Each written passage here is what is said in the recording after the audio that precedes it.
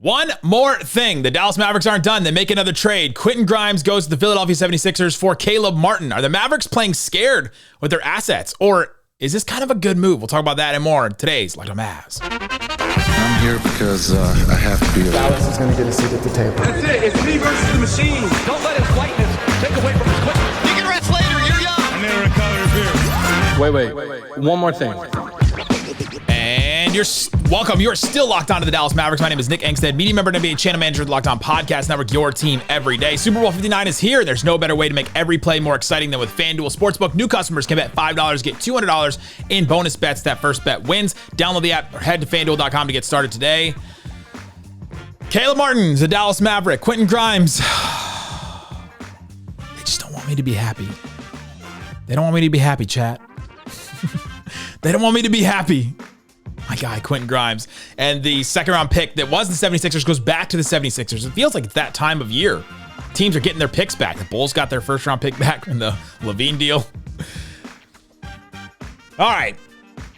We'll talk about the what Caleb Martin brings to the Mavericks, what he is, what this trade means, and all that stuff. But let's start here first. The why and the how. First of all, the how is just that the Mavs got under the tax because of the Anthony Davis deal and all that. And so they were able to take more back in a trade. Quentin Grimes making like $4 million, Caleb Martin making $8 million. And so they were able to make a deal like this and not have to send too much out as far as salaries or players in order to make this deal happen. So there's some salary cap maneuverability there for the Dallas Mavericks. The other why is that the Mavs didn't think they were going to be able to sign Quentin Grimes. And to me, it's another playing scared deal. We'll talk about the merits of it. We'll talk about the two players. I think if you've listened to the show at all this season or the offseason at all, I was very high on Quentin Grimes. And I think I was higher on him than Jason Kidd was, because I don't know that Jason Kidd fully trusted Quentin Grimes. Beginning of the season, he didn't have him as a big part of the rotation. He was getting some DNP CDs. There would be some times when Grimes would play 25 minutes a game and then he would play 10 for no reason. Like there's not an injury or anything like that. And so my judgment of these two players is going to cloud some of this. And I'm seeing some of that from some smart people. Nikias Duncan, a guy that I really trust with basketball opinions, says how much better is Caleb Martin than Quentin Grimes? And he was kind of questioning that. But the reason why the Mavericks did this deal is because Quentin Grimes is going to be a restricted free agent this summer. The Mavs had some negotiations with him at the beginning of this, before the season even started. And it didn't seem like they got anywhere. And I don't know that the season was going to make it better. Quentin Grimes has shown some stuff for the Dallas Mavericks. And where I get stuck on it is, okay, the Mavs had to send the Sixers second-round pick back, a pick that's going to be pretty good. The Sixers are really bad this season. If we go full order of the draft, that pick right now would be the 37th pick in the draft, right? It's like, 7 picks away from being a first-round pick. That was going to be a high second-round pick, so they send that one back. It just seems like another scared move and some bad asset management. We can talk about the merits of it as far as the players themselves. But the same way we kind of talked about the Luka deal, well, the Mavericks were scared that Luka wasn't going to sign. Apparently, that was complete garbage because of what he said in his presser today with the Lakers. That was disgusting to watch. And he also was signing on a house, $15 million house in DFW. Crazy. But the Mavs, again, play scared because of free agency and say, all right, we don't want to lose Quentin Grimes for nothing. And they bring back Caleb Martin. Caleb Martin is signed for 2 more years, guaranteed for like $8 million each, and then a player option after that. And so he's signed for a little bit longer. And so you can look at this deal. If I take my Grimes-colored glasses off, I love Quentin Grimes. I was really high on him. I thought that he could, develop into a better player. He's 24. Caleb Martin's 29. So Grimes had a farther runway to reach his potential. They may be closer to the same player right now, but I think Grimes is going to be better when it's all said and done. But the Mavericks looked at it and said, well, if we're going to lose Quentin Grimes for nothing, at least let's get something back. But then they send the second-round pick to the Sixers back. Don't get anything else. Like, they don't get a second-round pick from the Sixers or anything. So it feels like they were playing scared to me. It does feel like the Mavs played scared with asset management here and free agency. That they looked at free agency and said, all right, well, we don't want to lose them for nothing. Let's just do something, right? It's, again, the Nico Harrison quote of, well, they'd kill me if I do nothing. The easiest thing for me to do would be to do nothing. And the other thing about Caleb Martin is he hasn't played since January 10th because of a hip injury. So I initially was like, all right, this is a win now trade because Caleb Martin has been really good in playoff series for the Heat, in that Heat series or that Heat run to the finals in 2023. He was really good for them and had some great moments. And like, you see the highs of that from Caleb Martin. You say, okay, I can kind of see what this deal would look like, why the Mavericks would do this deal. Quentin Grimes hasn't been in those kind of moments yet. Would he step up in those moments? Would he not? And so you can kind of see it, but is it a win now move if the player hasn't played in over a month in a month because of a hip injury? I don't know. That's where I'm kind of stuck. But they looked at, the long-term future of the Dallas Mavericks, according to Nico Harrison, is 4 years. And so for the Mavericks, you keep Caleb Martin a little longer than you keep Quentin Grimes. And you do that. The other thing is that Max Christie, bringing him in from the Lakers, made Quentin Grimes expendable. He's going to be a really good defender for the Mavericks. He can hit the three. I think Quentin Grimes is a better shooter than both of these guys. Caleb Martin can get really hot. He's streaky. But Quentin Grimes is a more consistent three-point shooter than both of those guys. So that's something to definitely watch. I think Quentin Grimes could do a little bit more off the dribble than Caleb Martin can.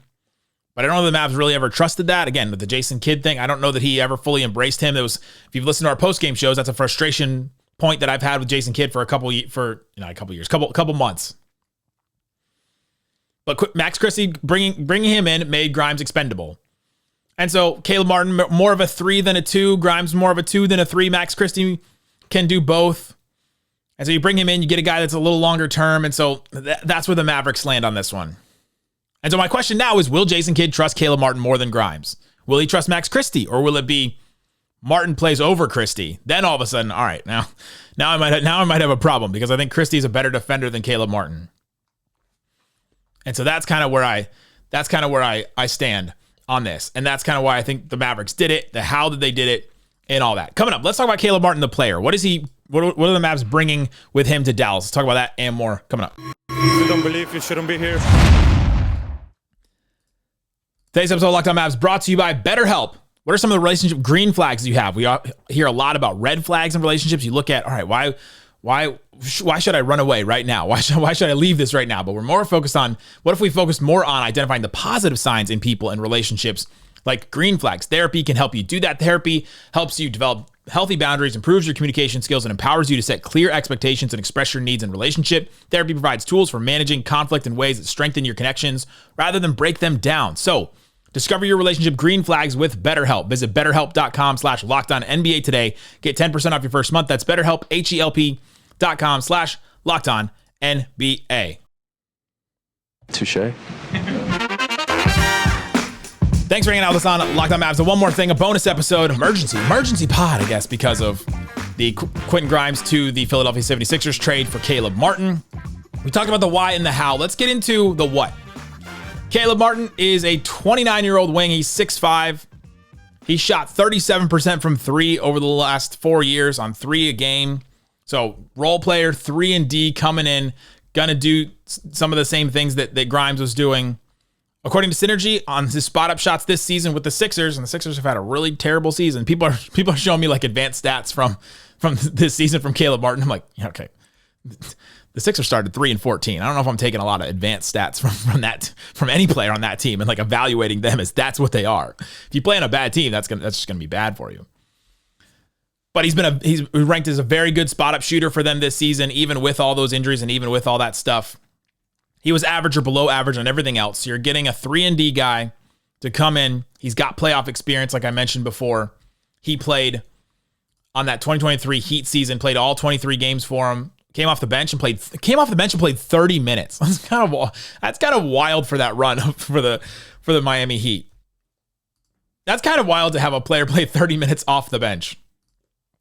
And that team had a couple players. Caleb Martin played 30 minutes, mostly off the bench, 19 out of the 23 games. Kyle Lowry played 26 minutes in 22 out of the, and came off the bench in 22 out of the 23 games. Kind of wild. Duncan Robinson played 18 minutes off the bench. That was a team that they didn't rely on their starters as much. Only two players played more than 30 minutes a game. So they kind of spread it out. And that's kind of where the Mavericks are right now. They're going to be able to spread it out a little bit more. You start to look across what the Mavericks have right now, and I think the lineup stays the same. Kyrie Irving, Klay Thompson, PJ Washington, Anthony Davis, Derek Lively. Can I be honest for a second? I'm nervous about PJ Washington. If the Mavs want to make another move, he's kind of playing out. He's out of position right now. I'm nervous that they might trade him. And if they do, I'll be even more sad. Because then the Mavs were traded like my 3 favorite players on the team. Except for Lively, I guess. I'm a little nervous about that. I'm not going to lie. But right now, I think that's the starting lineup. Then coming off the bench, Gafford in his role, Najee in his role, Max Christie, Spencer Dinwiddie. And then you got Caleb Martin. Like that group is a pretty good group. Dinwiddie, Christie, Martin, Marshall, Gafford. That's a decent bench unit. Then you got Exum, Hardy, Omax, Dwight Powell as well. I'm curious to see where Dante Exum fits in all this. He's played the last couple of games here a lot. So now you bring in Caleb Martin, but he's also hasn't played since January 10th with a hip injury. So I haven't really looked into all his stuff and what he's going to be, what he's dealing with, but he's listed as questionable. He was listed as questionable for this game, so it sounds like he's getting closer to coming back. He wasn't just specifically listed as out. And maybe the funniest part of this whole trade is that the Mavericks they're in Philadelphia right now. They made, the trade got announced. They just finished shoot around, and there's all these pictures coming out of the Mavs having breakfast and Anthony Davis, Max Christie, and pictures of all of them together and all that. And there's video of the Mavericks, taking half-court shots and stuff. And so Quentin Grimes and Max Christie's just going to switch locker rooms, I guess, today. So we'll see what happens with that. But that is the funny part about all this. So it sounds like he's coming back. But the Mavs trade for another injured player. They send out Grimes, who had been really consistent, hadn't been injured all year, and had been consistently healthy for the Mavericks. And they bring in Caleb Martin, who's had this injury. Anthony Davis has this injury, so he's probably not going to play until Saturday, the home game against the Rockets. And this is kind of another win now trade and a scared asset management deal. That's kind of where I land with this, that I just look at it and I say, all right, I can be talked into this deal being a good deal if Jason Kidd trusts Caleb Martin more than Quentin Grimes. So then it's more Caleb Martin than it is Hardy, or I guess Exum or whoever else was going to play those minutes. And so now you have another wing that he trusts, which is good. That's a good thing to have. 3-point shooter, proven guy in the playoffs. If he has moments like that in the playoffs, Mavs make the playoffs and he has the same kind of moments he had in that run with the Heat. Shot 42% on 4.5 per game. I mean, it was a heater. I mean, that pun was not intended, but that was a stupid pun. And he had, some games where he was just on fire, right? He had a 26-point game against the Celtics in that conference final series. He just had some really, really huge moments for them.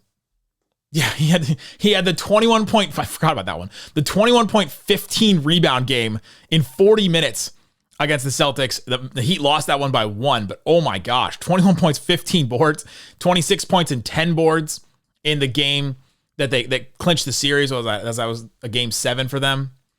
So he's had some massive playoff moments. And so if the Mavs can get some of that magic, and if they can get some of that, he was a good culture fit for the Heat. And that's something that Nico Harrison's talked a lot about, is culture. Will he fit the culture? All that. So apparently Caleb Martin fits the culture on that. I don't love losing the player that's younger that has a higher ceiling. The Mavs kind of swap Christie and Quentin Grimes. And so, all right, I can kind of deal with that. At least the Mavericks do have some young players that do have higher ceilings, because just seems like the Mavs are getting older and older. You lose Luka, you lose Grimes, you lose, and then you get Anthony Davis, who's going to be 32 soon. You get Caleb Martin, who's 29. It's like, all right, the Mavs are getting older. They're getting less, there's less potential there for some of these guys to grow into it. Less developmental guys. And that's something I don't really like. But at least you have Derek Lively, you have Max Christie. Because you still have Omax and Jaden Hardy, too, that you're kind of developing. Kessler Edwards has been interesting as a two-way guy. You got some of those guys. It just doesn't feel like you have as many. If you had Grimes, you had Grimes, Christie, Lively, and all those. So that's definitely something I don't really care for about this trade. But again, I was a big Grimes guy, and I was really high on him. Excited to see what he does with the Sixers. I think he fits really well with them. I hope that he honestly starts for them, because you look at the Sixers this season, they've dealt with a million injuries, but playing next to Tyrese Maxey, I think is going to be really good for him. Caleb Martin started 24 out of 31 games. Kelly Oubre started 42 games. Jared McCain started 8 games. Lowry started 12 games. Eric Gordon started 13 games. Quentin Grimes should start over Lowry, Gordon. Jared McCain and him are just different players. I think Jared McCain coming off the bench is a great role for him. But for the Sixers, Maxey, Quentin Grimes, Paul George, Embiid, and I guess Kelly Oubre. I don't really like that. I don't really like that lineup that much. They need some more size there. I guess Paul George playing the 4. But Grimes my whole point in this, Grimes is going to get an opportunity. And so actually, here we are. Nico Harrison betting on another player to not fulfill his potential in Quentin Grimes.